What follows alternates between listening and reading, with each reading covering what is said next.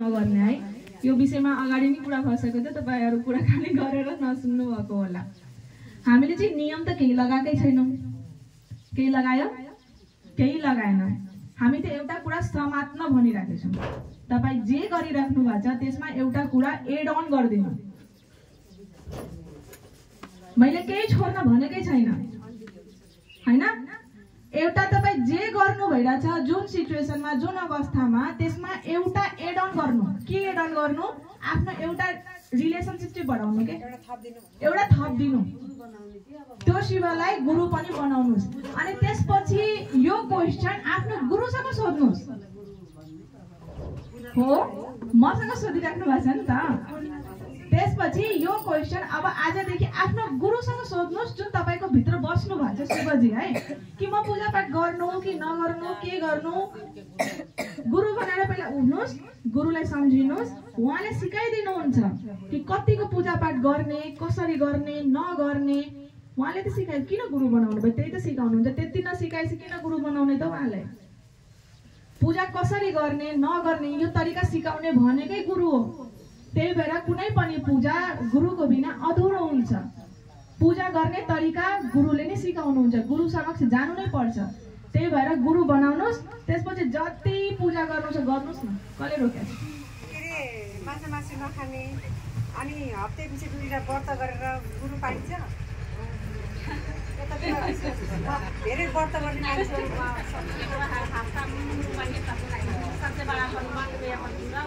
हामी त मनको कुरा गरिरहेका छौँ त्यति बेला, शरीर साध्ने कुरै गरेका छैनौँ।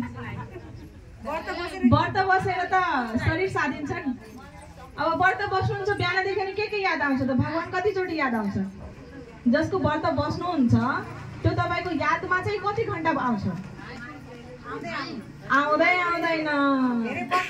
बिहानदेखि यही हैन, एक दिन पहिलेदेखि यही दिमागमा हुन्छ, ल भोलि व्रत बस्नु छ, के ल्याऊ, अंगुर ल्याऊ, फलारको लागि दूध ल्याऊ, साबुदानाको खीर बनाऊ, भोलि व्रत बस्नु छ, कपाल धुनु छ, यो खान्न त्यो खान्न। भगवानमा त मन गइराखेको छैन त। जसको व्रत बस्नु छ उहाँप्रति त हाम्रो मनै गइराखेको छैन। अनि त्यो व्रतको के फाइदा? व्रत पर्व सबैको एउटै अर्थ हो के। अब हेर्नु, मैले मेरो गुरुले जुन सम्झाउनु भएको छ मैले चाहिँ त्यो भनिराखेको। अब यो कुरा चाहिँ तपाईको गुरुले तपाईले सम्झाउनुहुन्छ, त्यसपछि मात्रै तपाईको मन बुझ्छ। मेरो भन्नाले बुझ्दैन। मैले यदि भनिदिउ कि दिदी पूजा पाठ नगर्नुहोस्, तपाईँ रोक्नुहुन्छ त? म को छु नियम लगाउने? रोक्नुहुन्न। जबसम्म तपाईको मन बुझ्दैन यो कुरा, तबसम्म त तपाईँ रोक्नुहुन्न। त्यही भएर आफ्नो गुरुसँग पढ्नुहोस्। मेरो गुरुले मलाई पढाउनु भयो कि सबै कुरा, सबै खेला मनको हो। यो शरीरलाई साधेर केही पाउने हैन। र गृहस्थ जीवनमा इतिहासमा जानुहुन्छ, हामी सर्च गर्दैनौं के, हामी खोजेनौं, तथ्य खोजेनौं। हामी मान्छेको पछि हिड्यौं। हाम्रो पूर्वजले व्रत गर्यो, हामी पनि व्रत गर्यो। हाम्रो पूर्वजले धूपबत्ती देखाएन, हामी पनि धूपबत्ती देखाइरहेका छौं। सत्य कुरा के हो भनेर हामीले सर्चै गरेनौं। अब त्यो जमानामा बाबाहरू, साधुहरू शरीर साध्ने काम चाहिँ गर्नुहुन्थ्यो, ध्यान तपस्यामा बस्नुहुन्थ्यो, आफ्नो मनलाई ईश्वरसम्म लगेर जानुहुन्थ्यो। अब किन खाना चाहिँ किन खानुहुन्थ्यो व्रतमा भने, अब खाना खाएपछि कहिले ग्यास्ट्रिक हुन्छ, कहिले टोयलेट जानुपर्छ, कहिले पिसाब लाग्छ, अनि ध्यान टुट्छ के। त्यो ईश्वरबाट उसको ध्यान टुट्छ। त्यही भएर अब उसले खाना छोड्यो, त्यही व्रतको रूप लियो। अब हामी गृहस्थ जीवनमा बस्ने मान्छे, बच्चालाई हेर्ने, घर हेर्ने, छर छिमेकीमा बस्ने, तरकारी ल्याउने, यो ल्याउने, त्यो ल्याउने, 50 चोटि कसैलाई गाली गरिदिने, झुट बोलिदिने, यो गरिदिने, त्यो गरिदिने, हाम्रो मन कहाँ ईश्वरसम्म पुग्न सक्छ त? त्यही व्रतलाई हामीले समातिसक्यौं। तर यसको साधन चाहिँ एउटै हो कि तपाईको मन, तपाई जसको ध्यानमा बस्नुभएको छ, तपाई जसको व्रत गर्नुभएको छ, तपाईको मन एनी टाइम त्यहाँ कनेक्सन हुनु पर्यो। त्यसपछि मात्रै परिणाम आउँछ। र एउटा अझै कुरा, शिव चर्चा गरेर होस्, चाहे व्रत गरेर होस्, चाहे धूपबत्ती देखाएर होस्, यदि हामी सोच्छौं कि हाम्रो जीवनमा यो ठीक भइहालोस्, यो राम्रो होस्, नोकरी छैन जब छैन जब होस्, घर छैन घर होस्, छोरीको बिहे भइरा छैन बिहे होस्, भनेपछि यो जगतको कुराहरू, यो धरतीको जति फ्यासिलिटीहरू छ, सुख सुविधाहरू छ, यो पाओस् छैन। अब तपाईँ हेर्नुहुन्छ कि फलानु धेरै पूजा गरेछ, धेरै दिएको छ उसले भगवानलाई, भगवानले दिएको होइन कि उसको आफ्नो कर्मको फल हो। जसले पूजा गर्दैन उसले पनि पाएका हुन्, जसले पूरा गरेको छ उसले पनि पाएको छ। त्यस्तो छैन कि हामी धेरै व्रत बस्छौँ भने हाम्रो जीवनमा धेरै राम्रो हुन्छ। यस्तो छैन कि हामी धेरै व्रत बस्दैनौँ भने नराम्रो हुन्छ। तपाईको आफ्नो कर्मको आधारमा तपाईले यो धरतीमा सुख सुविधा पाइराख्नु पर्छ। गुरुले कसरी यो धरतीमा तपाईँ जिउनुहुन्छ, त्यो 1 रुपैयाँ भएपछि तपाईँ कसरी जिउनुहुन्छ र 1 लाख कसरी छ तपाईले त्यसलाई कसरी उपयोग गर्नुहुन्छ, त्यो दुवै तरिका गुरुले सिकाउने हो। यो दुःख के हो, यो सुख के हो, कसरी जीवन यापन गर्ने, यो घर सम्पत्ति जुन 4 महला यो 5 मन्जिला हामी बनाउँछौँ, खेती गर्छौँ, यो सब के हो, यसलाई कसरी भोग्ने त, कसरी यो सब हुँदाखेरि हामीले सुख पाउने, आनन्द पाउने, यो चाहिँ गुरुले सिकाउनुहुन्छ। र कुनै पूजापाठले तपाईलाई यस्तो छैन कि तपाईले यो सम्पत्ति पाउनुहुन्छ, तपाईको जीवनमा यो राम्रो हुन्छ त्यो खराब हुन्छ। तपाईको भाग्यमा जे लेखेछ तपाईको त्यही हुन्छ। भाग्य मेट्ने काम चाहिँ त्यही महादेवको हो, त्यही त्रिपुरारीको हो। तर महादेव कहिले मेट्नुहुन्छ त? रिस्ता हुनु पर्यो नि, कनेक्सन हुनु पर्यो नि। अब मलाई चाहिँ यहाँ कसैसँग सम्पर्क छैन, म कसैलाई केही भन्न सक्दिनँ। एउटा सम्पर्क माया दिदीसँग भयो, अन्तमा आउन सके उहाँको मार्फत। त्यही भएर शिव कहाँ जाने पहिले बाटो त बनाउनुहोस्, शिव कहाँ जाने, शिवसँग जुड्ने एउटा वे त बनाउनुहोस्, एउटा रास्ता त बनाउनुहोस्। त्यही हो शिवको शिष्यता, कि गुरुको रूपमा उहाँको घरभित्र इन्ट्री गर्नुहोस् के। विद्यार्थीलाई त कसैले मनाइ गर्दैन नि। त्यही भएर त्यो शिवलाई गुरु बनाउनुहोस्, त्यो गुरुको रूपमा तपाईलाई शिवसँग जोडिदिनुहुन्छ। अरू केही छ दिदी? अरू केही छ यता? र मासु खानेमा हामी न रोक लगाउँछौँ न खानालाई भन्छौँ, आफ्नो इच्छा। किन हामी गुरु होइन नि। रोक चाहिँ कसले लगाउने? गुरुले लगाउने हो। रोक त गुरुले लगाउने हो नि, हामी त विद्यार्थी हौ।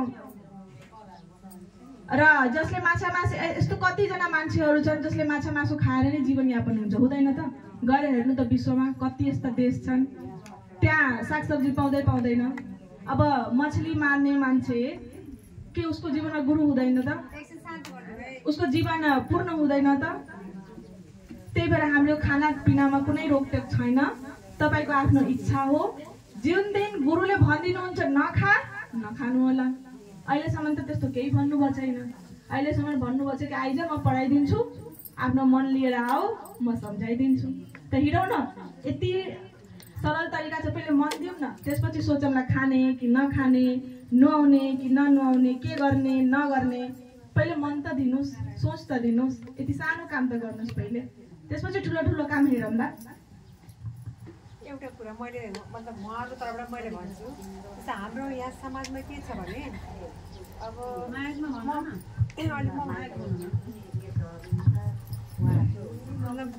अहिले यहाँ त म मात्रै छु होइन। अब मैले मेरो थ्रुबाट हजुरहरू आउनुभयो, अनि मैले कति कोसिस पनि गरेँ, सफल हुन सकेन होइन।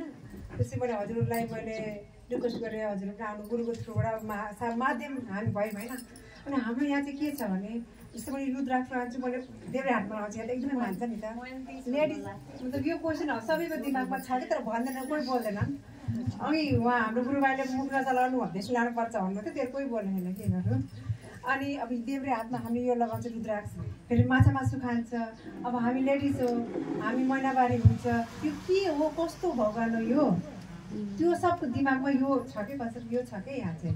त्यसले गर्दा पनि मतलब मान्छेहरूले चाहिँ खासै, अनि फेरि हामीले चाहिँ अब नमः शिवायको पढ्न पठाउँछ, फेरि ओम भन्दैन, यो सब कुराहरूले अल्झेको के मेन। नभनेपछि हामीलाई कसरी थाहा हुन्छ? भनेपछि त यसको जवाफ तिनवटा, एउटा लेफ्ट हातमा लगाउँछौँ, दुसरा महिनावारी हुँदा पनि हामी यो लगाउँछौँ होइन। यो सब कुराहरू छ कि। अनि ओम किन नभने नमः शिवाय किन, यो तिनवटाको एन्सर दिनु पर्यो। ल अब सोध। अब सुन्नु न त, भाग्नु किन भयो? पहिले चाहिँ यो छ कि हामी चाहिँ यो देब्रे हातमा चाहिँ किन लगाउँछौँ, यो बायाँ हातमा किन रुद्राक्ष लगाउँछौँ? पहिले भन्नु त, के तपाईँहरूले कहिले सर्च गर्नुभयो कि यो लगाउनु हुन्न भनेर? कसैले खोज्नु भयो यसको विषयमा? तथ्य जान्ने कोसिस गर्नुभयो कि यो रुद्राक्ष के हो, कहाँ लगाउनु पर्छ, किन लगाउनु पर्छ, लगाउनु पर्दैन भनेर कहिले खोज्नु भयो? खोज्नु भएन, आफै खोज्नु भयो। एउटा साडी किन्न जानुहुन्छ 500 को 400 को 20 चोटि हेर्नुहुन्न नि, र त्यसमा पनि बार्गेनिङ गर्नुहुन्छ कि मेरो फाइदा होस्, त्यसपछि किन्नुहुन्छ।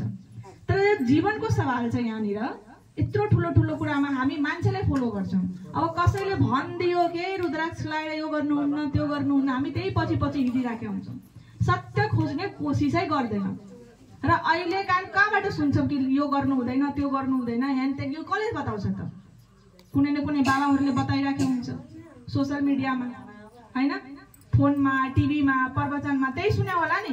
रुद्राक्षको विषयमा कहाँबाट थाहा पाउनुभयो कि यो अशुद्ध हो, यो शुद्ध हो? कसले दिमागमा दियो यो कुरा? कहाँबाट सिक्नुभयो?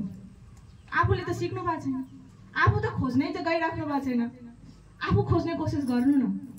यो रुद्राक्ष भनेको गङ्गाजल जस्तो पवित्र हो के? यो महादेवको आँसुबाट बनेको अक्ष हो। यो चाहिँ अपवित्र हुन्छ त? कस्तो मूर्खताको कुरा! अपवित्र भनेको भन्नु खोजेको होइन, यो पवित्र चिज हो। यो लगाएर मासु किन खाने, टोयलेटहरू किन जाने भन्नु खोजेको। अब हातलाई काटेर फाल्नुहुन्छ त? यो त शरीरमै छ त। त्यही त भनेको। अब यो देब्रे हात चाहिँ टोयलेट गर्छौँ हामी यो हातबाट, के यो हातलाई शरीरबाट छुट्याउन पाइन्छ? यो हात अशुद्ध छ त? यो हातले हामी छोरा छोरी कसैले छुँदैनौँ, अशुद्ध भयो त यो हात? शुद्ध अशुद्ध भनेको हाम्रो मन हो के? शरीरलाई शुद्ध अशुद्ध किन बनाउनुहुन्छ? पाप धुने भनेको मनको हो। शुद्ध हुनु छ भने मनबाट हुनुहोस्। रुद्राक्षले अशुद्धि गर्ने होइन, गङ्गाजल जस्तो पवित्र हो। गङ्गाजलमा कति फोहोर गएको छ, सबजना कुम्भमा नहाएर आउनुभयो, त्यसमा कतिजनाले टोयलेट गरे होला, पिसाब गरे होला, त्यही पनि त्यहाँको पानी लिएर आउनु सफा पाइन्छ। जति त्यसमा नकारात्मक कुराहरू गएको त्यसलाई पनि शुद्ध पार्ने काम गङ्गाजलले गरिदियो। त्यस्तै यो रुद्राक्ष हो। तपाईको शरीरमा जति नकारात्मक कुरा आए त्यसलाई शुद्ध पार्ने काम चाहिँ रुद्राक्षले गरिदिन्छ। तर यो चाहिँ अशुद्ध होइन, नराम्रो होइन, यो राम्रो हो, एकदम सकारात्मक हो। महादेवको कुनै कुरालाई धारण गर्ने अशुद्ध कहाँबाट हुन्छ त? हुँदैन। शुद्ध छ नि किन खाने यो लाएर, त्यो भन्न खोज्छ। अब खाने होइन, अब यो लगाएर चाहिँ माछा मासु खाने होइन।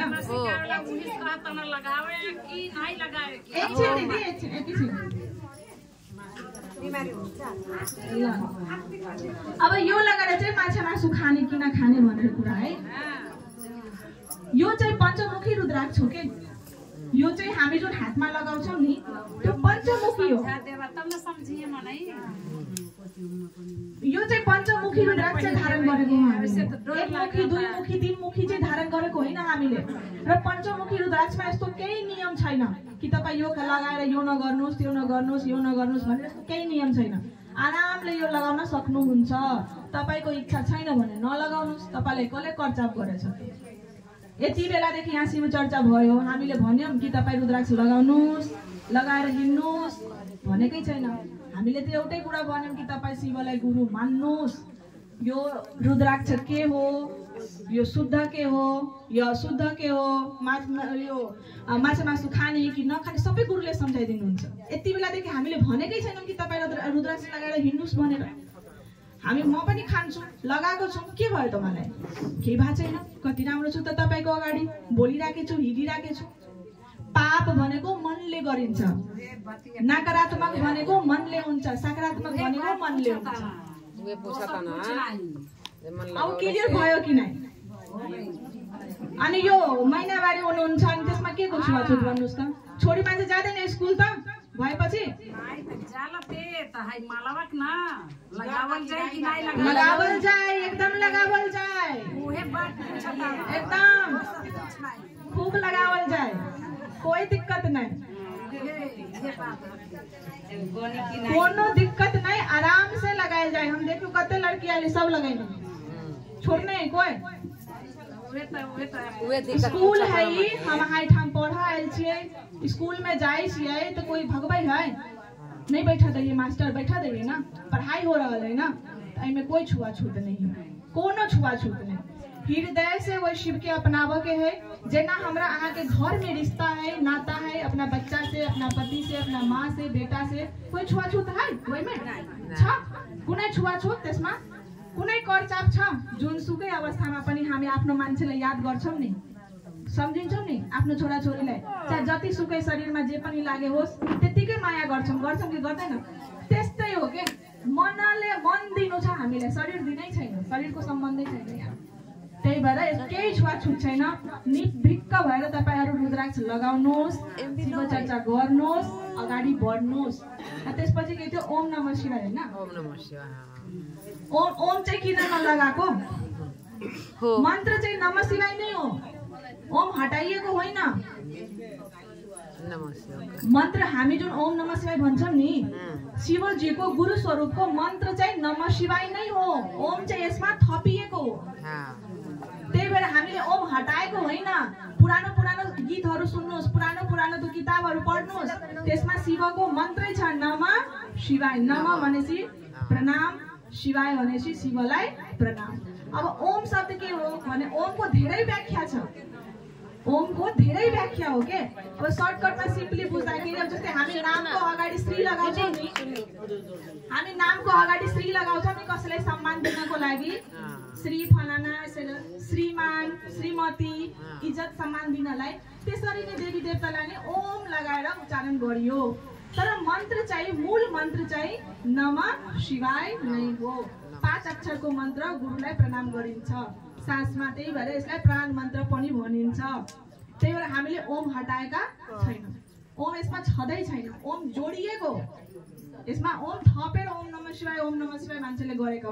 अब हामी गुरु स्वरूपसँग जोडिराखेका छौं नि त, अब सधैँ उहाँलाई श्री पप्पा श्रीमान भनेर हुन्छ, आफ्नो बनाउनु पर्यो नि। त्यही भएर यसको मन्त्रै हो नमः शिवाय। धेरै पुरानो मन्त्र हो, प्राण मन्त्र हो। जब यो धरती थिएन, केही थिएन सृष्टिमा, पुरै शून्यकाशको स्थिति थियो, जब समुद्र मन्थन भयो त्यहीबाट ओम शब्दको प्रादुर्भाव भएको छ, निस्केको छ ओम।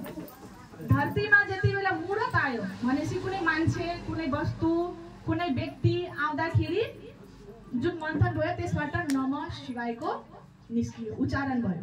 त्यही भएर ओम छुट्टै हो, नमः शिवाय छुट्टै हो, हामीले हटाएकै होइन। र नमः शिवायले यहाँ तपाईलाई मन छैन भने नगर्नु, नमः शिवायले प्रणाम गर्नुहोस् मात्रै, केही आपत्ति छैन। तर शिवको मन्त्र चाहिँ नमः शिवाय गुरु स्वरूप।